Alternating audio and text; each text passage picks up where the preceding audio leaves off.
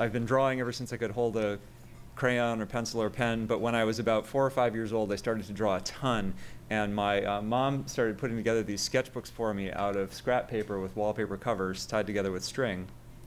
And instead of filling them with a bunch of unrelated sketches, I would fill each one with a single picture story.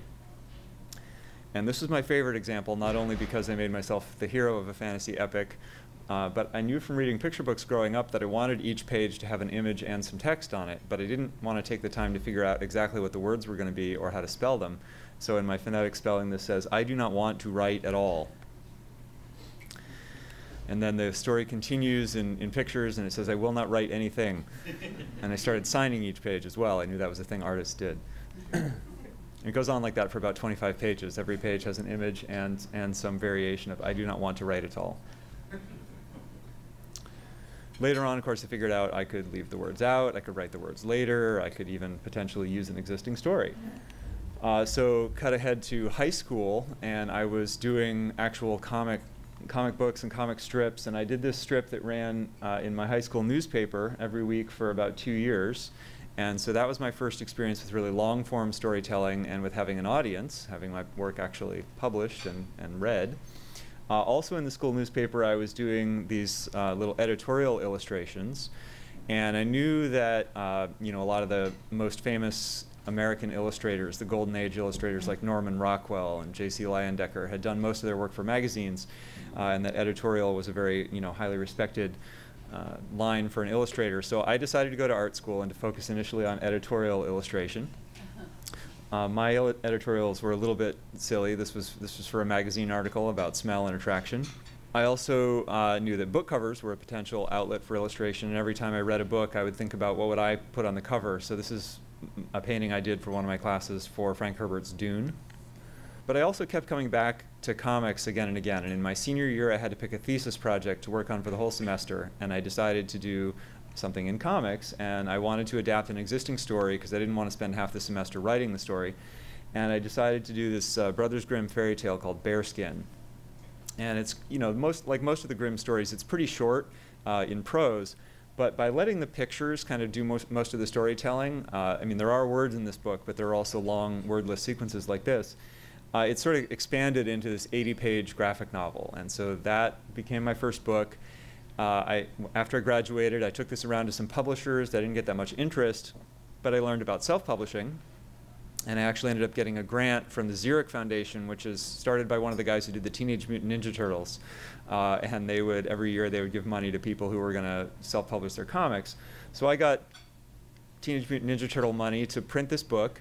And then I sort of had to learn all the different parts of the publishing process and how a book gets made and marketed and put into stores and so on. And all of that was very useful, very educational, and very useful to me going forward, because the publisher doesn't always do everything for you. And even when they do, it's useful if you know how to interface with them and what they're trying to do. So that was actually a really useful way to get started. And I decided to take that knowledge and do a slightly more ambitious book, which was Beowulf. And initially, I self-published this as a 3-issue miniseries. And I sort of chose Beowulf because I was trying to connect ancient literature to the modern superhero comic, which was the mainstream of the comics world at the time. So these are the covers of the 3 issues, and each one focuses on one of the battles, one of the monsters that Beowulf fights, starting with Grendel. Who, of course, is immune to weapons, and so Beowulf fights him barehanded. Then he dives down into the lake to fight Grendel's mother. And then years later, he's quite old, and he's become king, but he's still the strongest of the warriors, so he goes out to fight this fire-breathing dragon. This book was actually pretty successful in the comics world, but when I started, I collected it all together in one volume, and I started to take it to educational trade shows. English teachers in particular were just like overwhelmingly excited about using this as a tool to introduce kids to the classics. And so that really was my cue. It was motivation and permission for me to continue in this vein, knowing that there was a market and that there was a need for it. So I decided that I would try, if I was going to keep doing adaptations, I should try Shakespeare. And I picked my favorite Shakespeare play, King Lear, didn't really realize yet that most of my audience is middle school and high school. And so this actually has maybe been my least successful book because most people read this in college. But I still love it. And because this was my first time adapting a play, I kind of had the idea that I would break out of the panel grid and let the characters walk around on the page as if it's a stage. And there's kind of a dotted line that helps you follow, you know, what order to read the speech balloons in. And then I decided that I was going to do one of Shakespeare's comedies. Of course, it's a dark comedy, The Merchant of Venice. And so I kind of have a different visual experiment with each book. So I kind of, you know, you saw how each section of Beowulf and then King Lear, they each look a little bit different.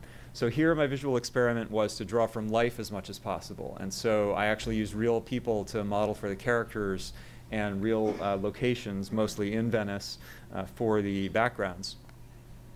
And part of that was also setting it in modern day, just to play around with, you know, how anachronistic are some of the ideas about religious intolerance that we encounter in this play.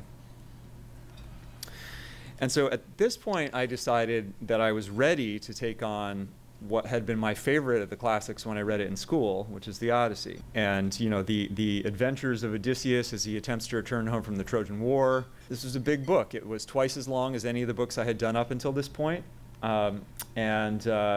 And yet, you know, it was a lot of fun, you know, really just getting to imagine all of these supernatural characters and, you know, gods and monsters and things that he encounters, all the setbacks that he has on his journey. And it was worth the effort because that has been my most popular book.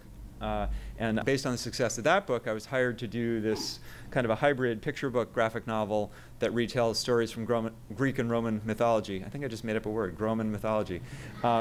And so the ones that focus on characters whose names became common English words and phrases, like Achilles' heel, and hypnosis comes from the god of sleep, and, you know, fury, it comes from the goddesses of vengeance.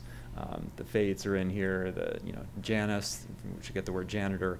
So anyway, it's all those stories retold in this format that's kind of in between a picture book and a graphic novel. So then I decided to return to Shakespeare and do Romeo and Juliet, perhaps his most popular play. And I wanted to keep this set in historical Verona, but I wanted to kind of update it to show how universal the story is and just to engage a modern reader a little bit more. So in my version, the Capulets are Indian, the Montagues are African. We see the young characters wearing their jackets open. Tybalt has tattoos, you know, showing that they're a little bit more modern in their sensibility. They're rebelling against their parents, who are more historically accurate in their dress.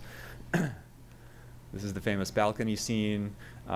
One thing that you see a lot of films and plays where, in fact, every film or play that I've seen, Romeo ends up climbing up to the balcony in this scene.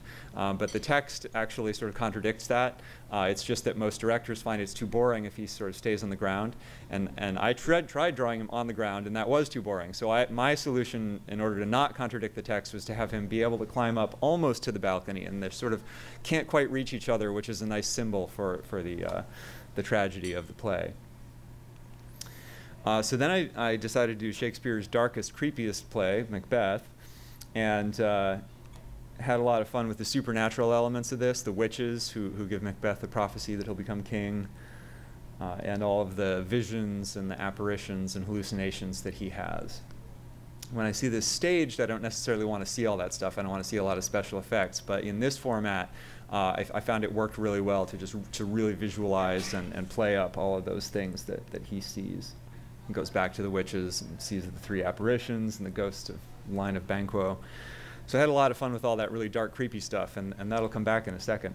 But I did take a little detour here to indulge one of my other interests, which is martial arts and Japanese history. I was hired to illustrate this nonfiction book about Japan's most famous samurai, Minamoto Yoshitsune. And this is a very violent period of Japanese history, so it actually comes with a warning. It says very few people in this story die of natural causes, which is a good selling point for a lot of people. So it's not a graphic novel, but it has a lot of these kind of loose brush and ink paintings in it to illustrate each chapter and maps and things. So that was a lot of fun. Meanwhile, Candlewick had said to me, okay, we really love the dark, creepy stuff you did in Macbeth. What else can you do that's like that? And so my answer was, let's do some Edgar Allan Poe. So I adapted and collected together a bunch of Poe's most famous stories and poems, like The Masque of the Red Death, The Cask of Amontillado, Annabel Lee, The Pit and the Pendulum, The Bells, The Telltale Heart, and of course The Raven, his most famous poem. Here's a little close-up of the raven's feathers. Let's see what I did there. And then that brings me to the Iliad, which just came out last week. And again, this was something that I had kind of been looking forward to doing, but also kind of dreading and putting off a little bit because I knew it was going to be a huge project. But I decided at this point I was ready to take it on. And one of the reasons it's hard both to adapt and as a reader it's a little more challenging than the Odyssey is because there's so many characters. So I felt like my first job was just to help the reader, understand who's who and keep the characters straight. So at the beginning of the book there's a cast page that shows you all the main characters with and without their helmets. They each have a distinctive shield design. It's a little hard to see because it's small, but on some of them you can tell, like Hector actually has a stylized H on his breastplate. Ajax Telamonius has an A and a T, so they have these stylized initials on their breastplates. That's something that came out of the rough sketches. I had sort of put initials on them just to help my editor and my early readers tell who was who, and then they were like, that was really helpful. Maybe you could do that in the finished art. So I found ways to work that in. Also, the two armies are color-coded, so you can kind of tell who's who. The gods also each have their own individual color. That's something that I did in the Odyssey and also, again, here, so that when they take the form of mortals, they disguise themselves as mortals, you can still tell who they are because they still have that colored outline. And of course, there's lots and lots of action, lots of these battle scenes and crowd scenes, and I give you kind of overviews of the battle, and I take my cues from Homer. Homer's good about sort of going in and following one character for a while, and then kind of pulling back and giving you an overview as he jumps to another part of the battle. So I took a lot of cues from Homer, but this is why this book was so challenging, because there's so many pages like this where every panel has like tons of guys in it, and they all have their distinctive shields and their straps and weapons and things. The gods, of course, are also very involved in the story. They're constantly meddling and driving the story forward and also making trouble for the mortals. There's episodes where gods and mortals fight. This is one of my favorite scenes to draw, where Achilles fights the river Xanthus. I just want to talk briefly about my history in video games. I kind of stumbled into the game industry as I was graduating, and I was starting to think about self-publishing books. I knew I would need some kind of job that was steady and that paid well, and I ended up jumping into video games back when it was a little less competitive and a little less insane. But I worked at Looking Glass for many years. I did these are the PC games up at the top that I did. Most of which are long since gone and forgotten, except, of course, System Shock 2 is kind of a cult classic that you can still get. And then towards the end of my time in the game industry, I was working for Helix, which was a division of THQ that did all the handheld games, the Nintendo DS and GBA games for all of Pixar's movies and a lot of Nickelodeon's cartoons and some of the Star Wars sequels. So that was a little bit different, working on licensed games. But basically I did all the different jobs. I was a concept artist. I designed characters and costumes and weapons, on paper and then later digitally. This is one of the classic pieces of concept art from System Shock 2. So some of the, I'd do tons of sketches, and then some of them would get turned into a finished painting like this. Designing monsters and enemies, character portraits. Did some character portraits for one of the Neverwinter Nights expansions. Two-dimensional backgrounds, especially for the GBA games. They're like side-scrolling, and these are basically they're layers each where you build up the paintings in tiles, and then the layers parallax to give you a sort of semi-3D effect. And then also 3D modeling of characters and of environments. Building and texture mapping these characters, and these were relatively low polygon back in the day, and we didn't have normal maps and things like that. So you just had to do all the detail that you could in the texture. I did rigging. I did a little bit of animation. And for those who don't know, the reason the characters are modeled like this is so that the rigger has an easier time grabbing the correct polygons to attach to each bone, and also that when the arm moves around, it's sort of in a middle position at the beginning. The shoulder is notoriously difficult to model and to get to stay in the right, keep the polygons in the right configuration as it moves. One of the games that I worked on was The Lost for Irrational Games, and I don't know if anybody knows the story of this game, but it got canceled after we had worked on it for some people over 3 years. I worked on it a little less than 3 years. So this is a screenshot from that, and that was one of the reasons I got out of the game industry, is I actually worked on a couple of projects that went way haywire and/or got canceled. But also just because books were kind of my first love. At a certain point after I had been in the game industry for a while, I decided that it was time to get out and do books full time. This is actually the last game I worked on. This is Ratatouille for the DS, the sewers and the rooftops of Paris. So let me talk a little about my process. So pretty much for any graphic novel, the sort of overview of the process is something like this. You have an outline of the story, you have a script, which is mostly dialogue and some descriptions of the visuals. You do a bunch of concept art just like you would for a video game. You design the characters and the settings. Thumbnails, or sometimes called rough layouts, is when you basically sketch out the entire book in rough sketches with the text. And that allows you then to show it to an editor, to some early readers, get feedback, make changes before you spend all the time to draw the line art and to do the coloring. And then post means things that sit on top of the art. So I do my speech balloons and my sound effects and things on top of the art. So that's kind of a separate stage. In the old days, it was very old school. I was working on paper, and in some cases even I was working right in my copy of the book. This is my copy of King Lear with my notes about which chunks of text I'm going to keep and which ones I might get rid of. Nowadays, of course, I do it electronically. Just go into Word, turn on track changes, and then I can subtract things and still see what I've lost. And to give you a sense of the kind of things that I'm taking out, for example, I decided to end this scene of Macbeth because I wanted this image to be the last image of the scene. It's basically Macbeth and Lady Macbeth, sitting on the table after the banquet, and he's envisioning this metaphor of being stepped in blood, and I made that literal, so the floor is all covered with blood, and made a very powerful image. And then here's a whole scene that I actually took out, which is the goddess Hecate, goddess of the night, comes in and sort of has a whole big declamatory speech, but it doesn't really do anything to advance the plot. And a lot of scholars think actually that it was added by a later playwright. It wasn't actually Shakespeare's words. So I decided to take that scene out entirely. I don't always do an outline, but I usually do. This is my outline for Romeo and Juliet, and it's a list of all the scenes. And again, I'm using color. I like to use colored pencils to underline things in different colors as a way of thinking about which ones are the most important and which ones I'm going to be able to condense down, or which ones are going to take more pages.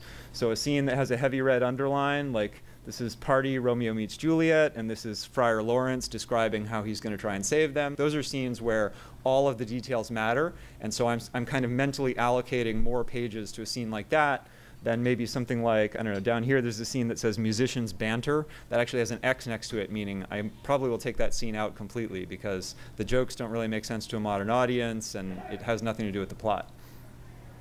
At the same time, and even in this case on the same piece of paper, I'm starting to sketch the characters and figure out, what's my take on this? Is it very historical? Is it more modern? This was my first sketch for Beowulf. But at this stage, I'm also doing a lot of research. So I might be doing some of those sketches from imagination, but then I'm also looking at, what do we know about the historical period when we think the story took place, looking at actual Viking weapons and armor, and playing around with, okay, what would my character look like in a full-face helmet, which is actually what the Vikings mostly wore in battle. But of course, the problem here is then you can't see the character's emotions. So I ended up deciding Beowulf would wear a half face mask. In the case of the Bronze Age, when the Trojan War took place, we have very little that survives. So a lot of my research, I looked at what we have from the Bronze Age, but I also looked at classical Greece because they did lots of sculptures and vase paintings of the characters from Homer, and I could use those as inspiration as well. And so this is kind of my translation of a vase painting of Athena into a comic book version of her. And for the monsters, I'm just using my imagination, and I kind of go through a visual brainstorming process where I sketch lots of different ideas and then go back and decide, okay, which one's actually going to be the coolest. I always think it's important, just as a, gets the creativity going, and usually your first idea is not your best idea. Maybe the 10th idea is the best idea. So you got to explore that space a little bit. Now, at this point, I sign a contract with my publisher, and there's a delivery date that's specified in that contract. So I have to create a schedule for myself. This seems complicated when I present it to school kids. I do school visits, and this is an important thing for them to see. I'm sure your schedules are probably even a lot more complicated than this. It's just simply, for me, each month, how many pages do I have to have done, so that I can check at the end of the month and say, oh, look, I'm a week and a half behind. And then I know, okay, I need to work a little harder to catch up. Or if I get 3 weeks behind and I'm getting closer to the end of the project, then I need to go do a calculation and say, okay, I need to do 2 extra pages a week in order to hit that deadline. Still often end up with a bad month at the end right there, 11 extra pages. This is what my schedule looked like for the Iliad. It was going along great. I was even on schedule right here. I had caught up. And then my wife and I actually ended up moving twice. And so that threw everything off. So I actually delivered the Iliad later than I've ever delivered a book before. I ended up delivering it 5 months late. But it was worth it because we got a beautiful house and the book is out now. So everything's good. I will also say it's nice that the publisher is less annoyed than they might be because I can tell them earlier. I can say way back here, okay, all this is happening. I think I'm going to be 3 or 4 months late. And then as I go along, I'm like, oh, I'm actually falling further behind. It's going to be 5 months, so that they can actually anticipate how that's going to impact their schedule. Now, I used to do the rough layouts or those rough sketches. I used to do these on paper, and they were very, very messy. And I've now switched to doing them digitally, and I'm going to demo that. The problem with doing it on paper was that my editor couldn't really, she couldn't read my mind. She couldn't tell what was going on. And also, I was constantly making guesses about how much room the text was going to take up. So I now use Adobe InDesign, and I'm working on a tablet PC here. And so, I'm going to go in and maybe I'll draw a character. I'm using the freehand pencil tool, which I don't know if the people at Adobe ever anticipated this would be used quite as much as the way I'm using it, but.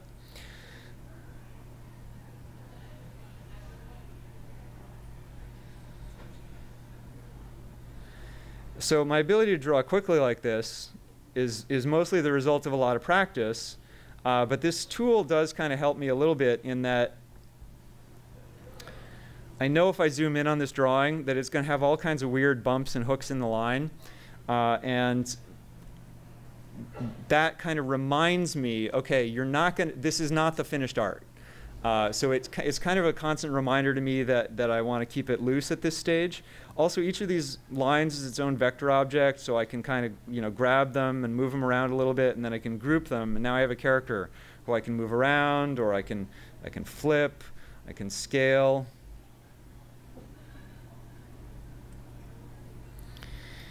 And I'm looking actually. If you look at this piece of dialogue here. This particular example is a moment where Menelaus is getting instructions about how to capture the old man in the sea. And so, like, this is Menelaus, but maybe, well, first of all, he's probably too smiley for this moment. But also, she's describing dabbing ambrosia beneath his nose. So let's add some fingers here. Hands are, of course, notoriously tricky to draw, especially in a close-up. And so, first of all, I might be able to try it a couple times. Let's just take his mouth out. It's covered.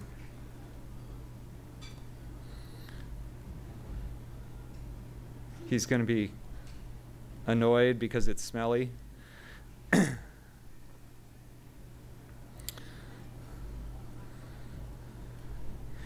And then let's rotate this, because he's actually going to be lying down under a seal carcass.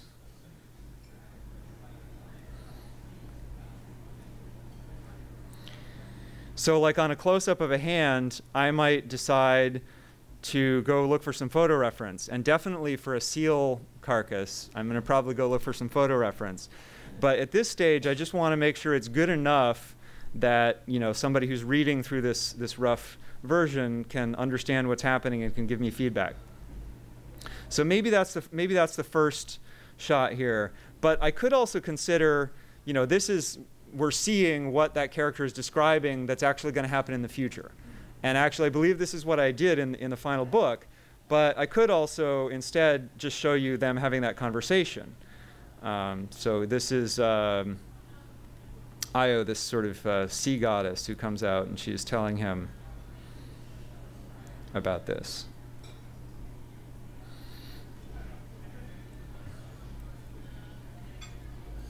And so at any given moment, the challenge of the comics artist is to figure out what I want to show. As if I'm kind of like a film director, I have an invisible camera. I can zoom in, I can zoom out, I can move around, I can place this action wherever I want. And so this stage is all about making those decisions. Whoops. And I'll try a few different things for each moment. I might decide, actually, I don't want that arm there. The arm is distracting. So it's drawing quickly and then taking time to think about what sort of staging and what sort of timing I want for each of these moments. And I might decide, for example, that we need to zoom further out. Like maybe I actually want to show something different than what she's describing, right? She's describing this moment where they hide, but the next thing will be, oh, the old man of the sea is going to sort of climb out with all his seals following him into the cave. So I might sort of draw this cave with the surf crashing on it.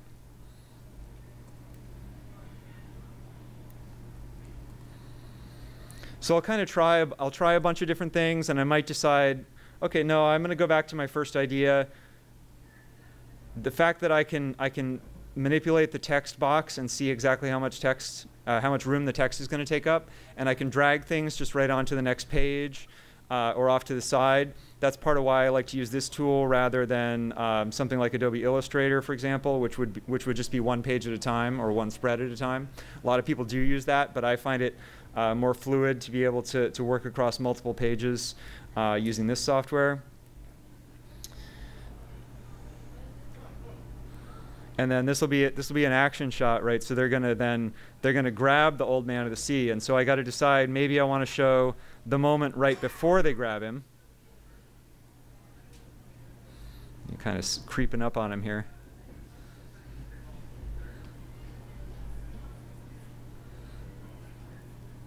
He has a shepherd's crook because he's counting his seals as though they were sheep. That's what the dialogue says there.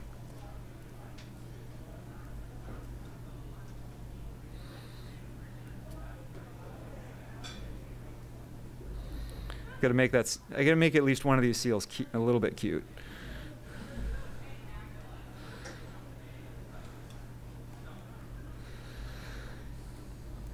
And maybe we'll see the mouth of the cave.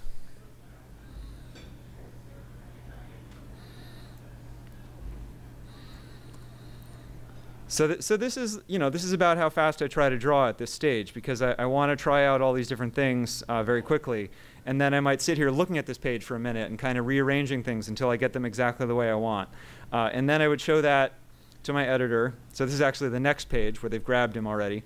There's the old man of the sea, and then I will get feedback from my editor. I will make changes to this rough layout, and then I like to use some traditional materials for the finished art. I don't like to work all digital. And so what I did for the Odyssey is I printed the rough sketch out very, very light on watercolor paper, drew over it with a heavier pencil line, painted it with watercolor, scanned the painting to bring it back into the computer, and then digitally add the panel borders and the speech balloons. And I do that digitally at the end so that they're nice and crisp, but also so that they can be changed if the text changes. Sometimes when it goes through copy editing, there might be some little text changes that make the balloon not fit so well. Maybe it gets a little shorter and I can just shrink the balloon. Or also my publisher would like to sell foreign rights and to have the foreign publisher be able to like maybe make all the balloons bigger to fit with the, you know, the translated text.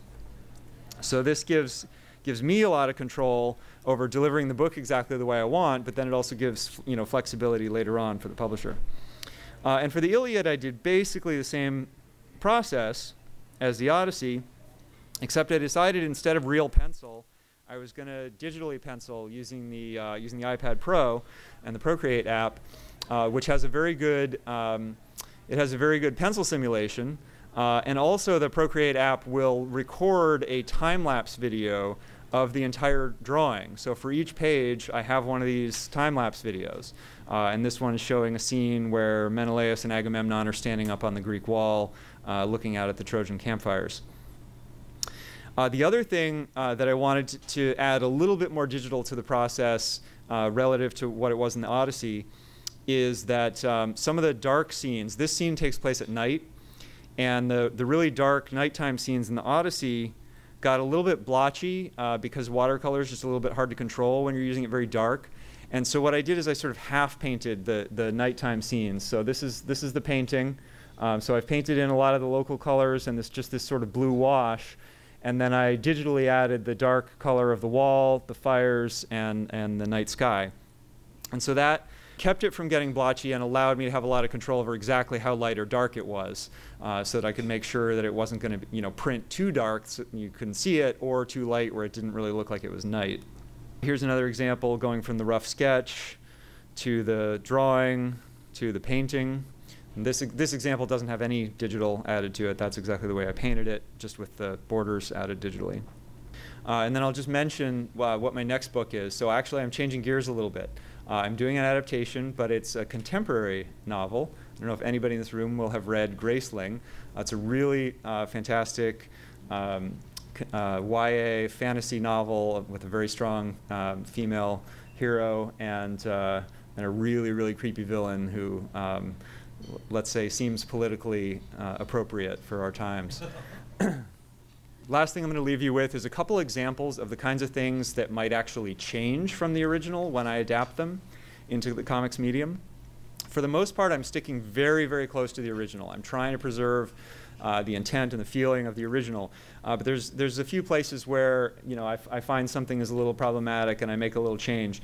So Odysseus returns home from the Trojan War, and Athena puts him in a magical disguise. Nobody can see through this disguise, but there's a couple of characters who identify him anyway. One is his old nurse, Eurycleia, who identifies him by this scar he has on his leg.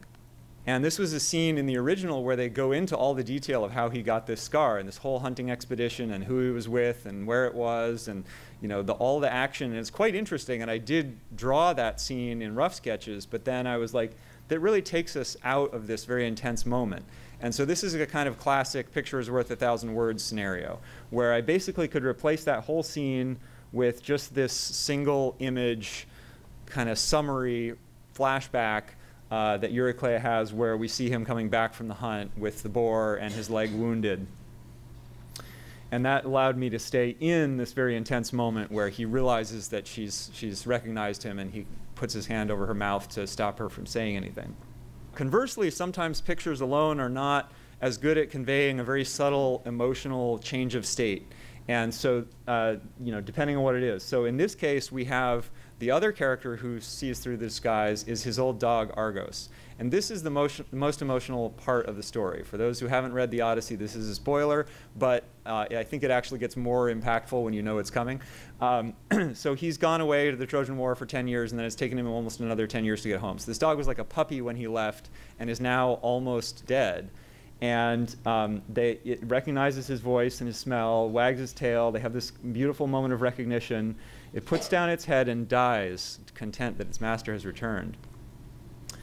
And I needed to keep the emotional power of this scene. It's like the most important. And I tried drawing it a lot of different ways, but the problem was to convey, you can't actually tell the dog is dead here or here, maybe just, you know, happily asleep. And so I had to bring in something that wasn't in the original, which is Athena comes and sort of lifts the dog's spirit out of its body. And that was necessary because I was working in a realistic way without narration. I couldn't use narration to convey that, and I also couldn't use something cartoony like the ghost. Dog's ghost couldn't just float up out of its body. That would be too cartoony. So I brought in Athena there, and I think that it's sort of in character for her, and it made it clear and made it this tender moment. The other important thing is if I had ended on this panel right here, you would sort of turn the page expecting that scene to continue. So this is an example where it's important to put in like a little buffer for the reader. So that empty panel, it suggests something about maybe them going away into the clouds, but more to the point is it just gives you this pause that indicates that the scene is over and gives you a second to absorb it. I have an email list, which I'd love if you're interested in my work to sign up for. And I would love to answer any questions you may have. I'm sure you have some excellent ones. So. Oh, thank you.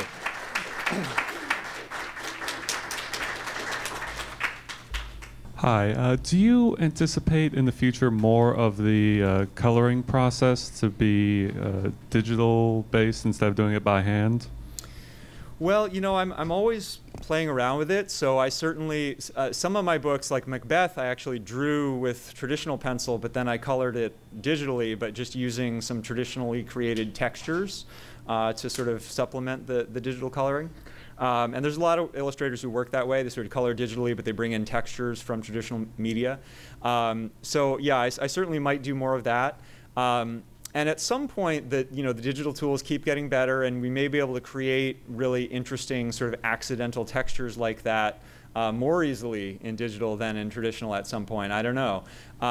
However, I will say that all the digital tools share a common flaw, which is you're drawing on plastic or glass. And so the tactile feedback is really lacking. And so one of the reasons why I still like to use watercolor and sometimes real pencil is just to have that tactile experience, because because I'm coloring for months and months, all day on the drawing board. So it's nice to be working with materials that just feel more real and more sensitive. But yeah, who knows? It could go all digital at some point. I have two questions. First of all, what is self-publishing? Oh yeah, what is self-publishing? Okay, yeah, and you can hold on to that. So self-publishing means that I create the book myself instead of basically handing off the files to a publisher who will print it and put it into stores and try to market it and get it sold. Instead of having them do that, I do it all myself. So I go to a printer and I get the book printed, however, a couple thousand copies, and I sell it to a distributor who gets it into stores. And I sort of take on all that work myself. In exchange, I get all the money of the sales, but it's a lot of extra work. So most authors will work with a traditional publisher because they can do all that stuff for them, so they don't have to worry about it, and at bigger scale with more sort of leverage. How do you decide whether to make a book a graphic novel or a book? How would I decide whether to make a book a graphic novel or some other, like a prose book? Yeah. It just depends on what storytelling mode you like. So for me, I like comics, so I like to tell a story with pictures. But sometimes I write something and I say, I don't know if this necessarily needs to be illustrated. Maybe this could just be a novel, or maybe it could be a TV show or something. So I think most stories can work across lots of different media.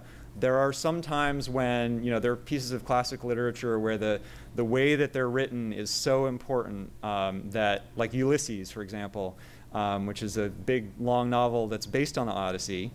The way it's written is part of why it's considered great literature. So it'd be very hard to translate that into different medium. Nevertheless, there is a comics version of Ulysses, and it's pretty interesting. So there's definitely things that suggest one medium or another, but usually they can be converted into something else. I was just wondering what you think the role of typography is in the art of the graphic novel. Yeah, and if you think it's different compared to like in graphic novels versus like traditional comics.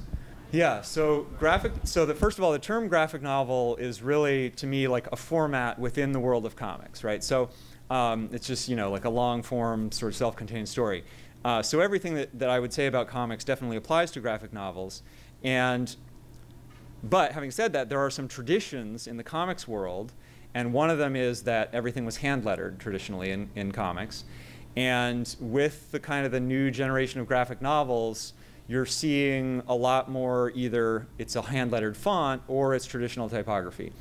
And different publishers have different attitudes about that. And I'm a little bit agnostic about it. I love some good hand lettering, but for my books, the kind of traditional comic hand lettering didn't seem to make a lot of sense. So when I self-published my Beowulf, I had it hand lettered in calligraphy. But when I started working with Candlewick, they said, well, that calligraphy is actually quite hard to read. And one of the things that we're trying to do is make this more accessible for reluctant readers. So we'd like to do this with traditional typography. And I said, OK, great. And so then going forward with each book, I give them some sample art, and we discuss some possible font solutions. And we discuss hand lettering, but they have generally been like, no, I don't think we want to do it. If I worked with a different publisher, they might be like, oh yeah, let's do some hand lettering, or why don't you create a font? And that's something that in general, I think would be good. I think that probably, like for Graceling, we probably will come up with some kind of a hand-lettered font solution, because I think that integrates a little more nicely with the art. But it can be harder to read, and so you have to be a little bit careful, again, especially if you're trying to make stuff for kids or for reluctant readers. I have a quick question about what is your process of keeping the consistency of the same character, like from page to page, from scene to scene? Yeah, keeping the characters looking consistent from panel to panel and scene to scene is one of the real big challenges. So there's a couple of things. One is to try to just get the character clear in my head, and then to have a master drawing of that character that I refer to every time I draw them. So taped up over my drawing board will be a lineup of all the characters, and I will, try to remember every time I draw that character, look back at that and see, okay, did I get everything? Not only the face, but also the costume in this case. For for the Iliad, a big part of it was, do they have the right shield strap? Do they have the right shield, et cetera? The other thing is to have good feedback.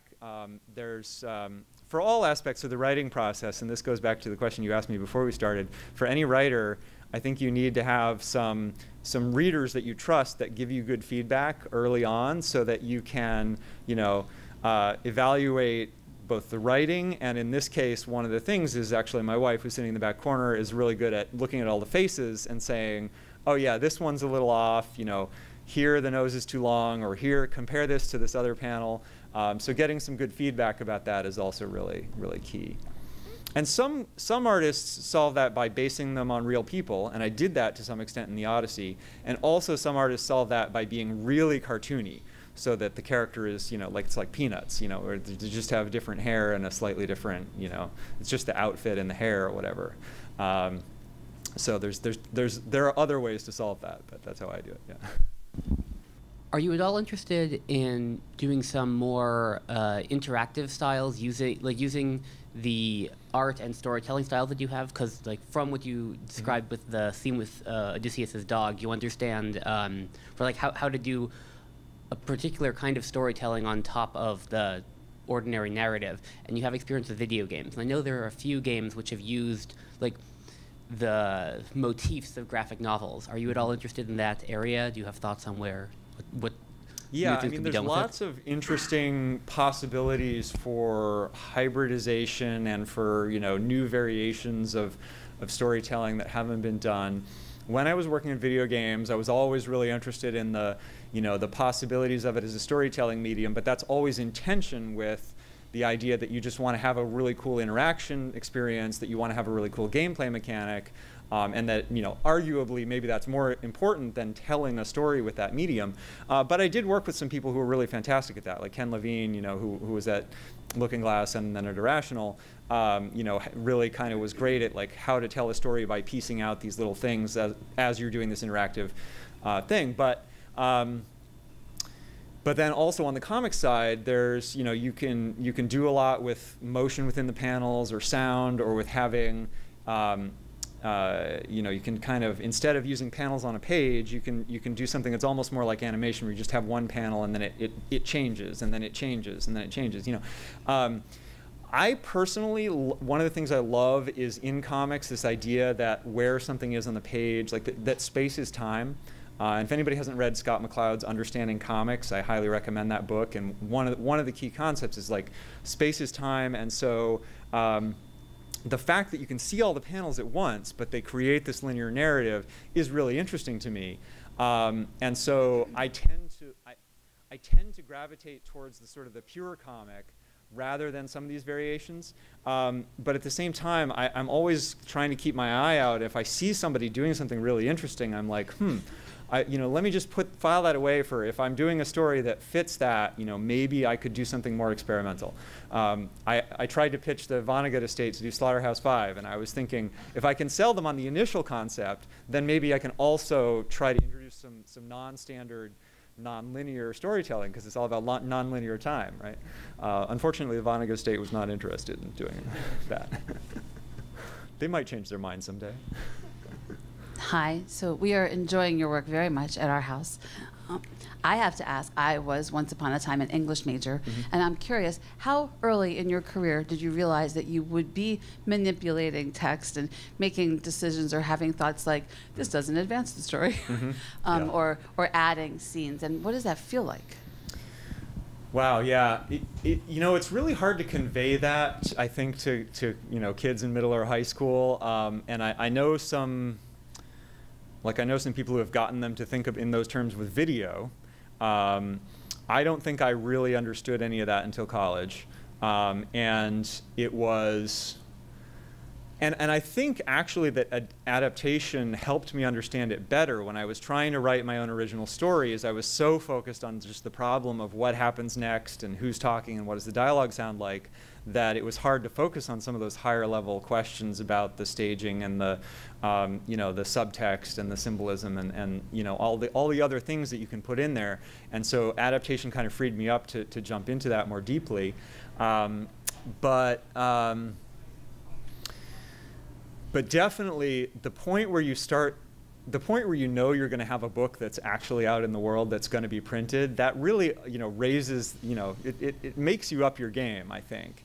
And I know, like, for example, I think one of the greatest graphic novels of all time is American Born Chinese by Gene Yang. And so and it's accessible at a very young age, but yet it's really sophisticated. And one of the things is he had released that kind of in pieces before, before then he sort of put it together as a graphic novel. He got to kind of revisit some of that stuff and add some layers and tighten it up, and it's just so clear that that level of craftsmanship that went into that is so high.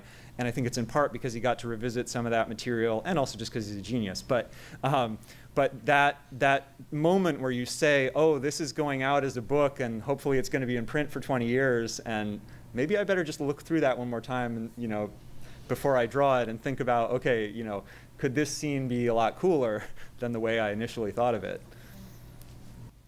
One of the powers of illustration is that, especially when you're adapting these stories that have been heard for years, that, for me, when I think of Greek mythology or most mythology, the first book I encountered that was the de Lears had a series on mythology that was very lusciously illustrated, and those are the pictures in my head still for those gods and those characters. Did you find, as you're revisiting these stories, that you had illustrations that you either were attempted to pay homage to or were deliberately trying not to recreate as you were trying to take your own tack on it? Yeah, that's a good question. I mean, I had read a lot of different versions of Greek mythology, so it's all a little tangled up, but I definitely had de Lears at a young age. I also had Martin and Alice Provenson had done a really good, nice Greek mythology book that I had some images from that would flash into my head. Also, the first version of the Odyssey that I read had some little spot line illustrations in it. And I think actually the look of Odysseus definitely owes some influence to that. And then there were other characters that I just had no idea. So that part, so most of the characters in the Odyssey that I did base on real people were the characters that I really didn't have any idea in my head what they might look like. But yeah, it's always interesting to see. And then there's things that you sort of hold on to, like for some reason I couldn't. It would make sense for Odysseus maybe to have dark hair. I mean, most of the characters I drew in most of the books have dark hair. But in my head, he always had this kind of light-colored hair. And in fact, I always saw him at the end of the book as having white hair. And so then I had to wrestle with, okay, when he's younger and we see him in the Trojan War, I don't want it to be this really shocking change where you suddenly have a black-haired character who's suddenly white-haired. So I made him this kind of sandy brown hair, and then if you look carefully, this point where he transitions to having his hair white is when he comes back from the land of the dead. So I kind of used that as a kind of little crux to create that transition that I wanted. But yeah, there's times when you kind of get attached to a certain idea that you have about the character like that. When you're picking like what book that you might want to adapt next, or even just like when you're looking at different scenes in a book, are there things that authors do that make it easier or harder for you? Like, do you read a scene and go like, I wish the author gave me more details here, or I wish they gave me less because I have this other idea? Yeah, I mean, there's a lot of cases where the author doesn't give you very much information. Grendel, for example, is never really described much at all in Beowulf. But at the same time, that gives me a lot of latitude to make things up. Homer is actually pretty good in terms of the way he describes the action in the Iliad at following the action in ways that make sense as a storyteller, make visual sense to me, so I could take a lot of cues from that. And some things he describes pretty well. He goes into a lot of detail about Agamemnon's helmet and shield and Achilles' shield, and there's all these things that he does describe. But then there's a lot of things that he doesn't describe and that we have no idea, like historically. For example, the Greeks have this whole tent encampment in front of their ships. We know something about what their ships look like. We know absolutely nothing about what their tents look like. So I just have to make that stuff up. And I did something very simple, because any shot where you see the tents, you see a lot of them. But yeah, those are a couple of examples. But yeah, there's definitely always both. There's always scenes where you're like, oh, I kind of wish there was more detail, and scenes where you're like, oh, this is great detail, and usually that's good. And occasionally you're like, oh, this is hard. Homer describes at one point Ajax is saved because a spear hits where his shield and his sword strap cross. And I actually went into a whole research rabbit hole about why would the shield strap and the sword strap be on opposite shoulders. And I can talk more about that if anybody wants to geek out about it. But. How does patent rights work? I mean, obviously you probably don't need to pay Homer or Poe, but say if you were to do Harry Potter, would you need to pay J.K. Rowling, or how would that work? Yeah, so basically anything that's more recent than about 1920, falls under modern copyright law. And so you have to get permission either from the author or the author's estate if the author's passed away. And then they're going to want something. They're going to want royalties or creative control or something. So for example, the Vonnegut estate, people's estates are notoriously difficult to work with. If the author's still alive, if Vonnegut was still alive, he'd probably been, yeah, sure, go for it, But so the way the Graceling collaboration came about is because Kristen and I are already friends. We all both thought this was a great idea. Or something like that might happen if the publisher is looking to do a graphic novel, and they might contact me. But yeah, any other, like if it was Harry Potter or something, yeah, I couldn't do that without without going to J.K. Rowling and negotiating. Luckily, it's very easy to negotiate with dead authors, but with like long dead authors. But the translation issue was the thing, and it ended up that I needed to rewrite the text of the Odyssey and the Iliad to get it to a length that made sense for my purposes for the graphic novel. But if I had wanted to use somebody's translation, I would have still had to deal with that same issue. Thank you.